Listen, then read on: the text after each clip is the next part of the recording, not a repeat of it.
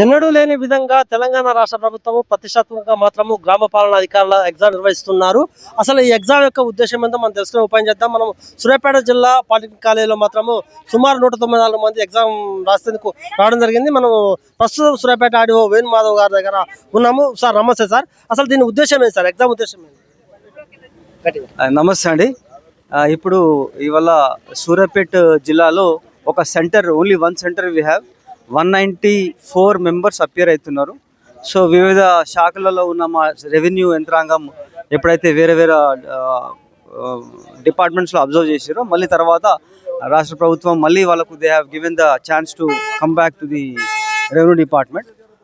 అదేవిధంగా ఏంటంటే మాకు కూడా లైక్ విలేజ్ లెవెల్లో కూడా రెవెన్యూ డిపార్ట్మెంటు అదే రెవెన్యూ యంత్రాంగం స్ట్రెంథనింగ్ కావడానికి బలోపేతం చేయడానికి ఈ ఎగ్జామ్ నిర్వహిస్తున్నాము. సో దట్ మాకు కూడా కొంచెం కొరత ఉన్నది. లైక్ రెవెన్యూ డిపార్ట్మెంట్లో క్షేత్రస్థాయి పరిశీలన ఏమైనా చేయడానికి కూడా, ఎంక్వైరీ చేయడానికి కూడా మాకు విఆర్ఓస్ లేరు యాక్చువల్లీ.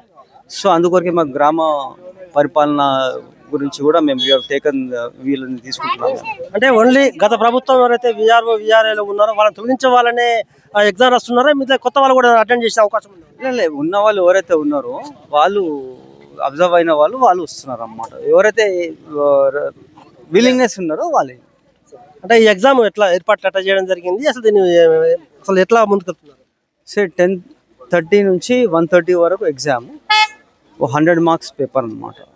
సో వాళ్ళు అంటే ఎస్ఏ టైప్, అంటే మార్క్స్ అంటే నాట్ చాయిస్, ఎస్ఏ డిస్క్రిప్టివ్ ఉంటుంది, అది వాళ్ళు రాయాలి.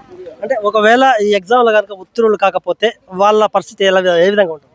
లేదు, సామర్థ్యం ఉంటేనే తీసుకుంటారు కదా. సో ఎఫిషియన్సీ చూసి ప్రొఫెషన్సీని తీసుకుంటాం మేము.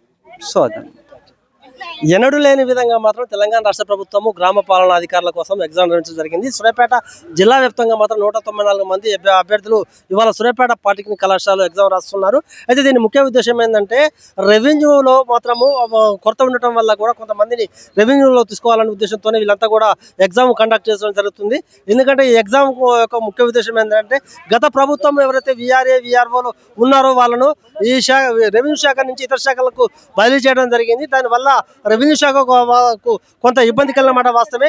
అయితే ఇప్పుడు భూపక్షాలన కార్యక్రమం పేరుతో మొత్తం కూడా మళ్ళీ కొంత పక్షాలను చేయడం జరిగింది. దాని ఉద్దేశంతో ఇవాళ మాత్రం సూర్యాపేట జిల్లా వ్యాప్తంగా సూర్యాపేట జిల్లా కేంద్రంలో మాత్రం ఎగ్జామ్ నిర్వహిస్తున్నారు.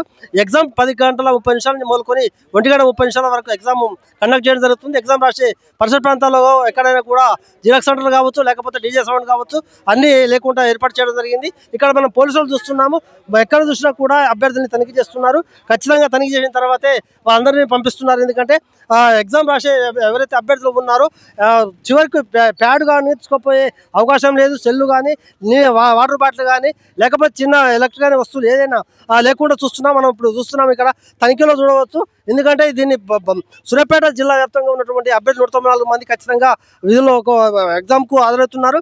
ఎందుకంటే వాళ్ళ భౌతవ్యం ఏంటంటే దీంట్లో ఖచ్చితంగా పాస్ అయితే మాత్రం గ్రామ పాలనా అధికారిగా తీసుకునే అవకాశం ఉంది.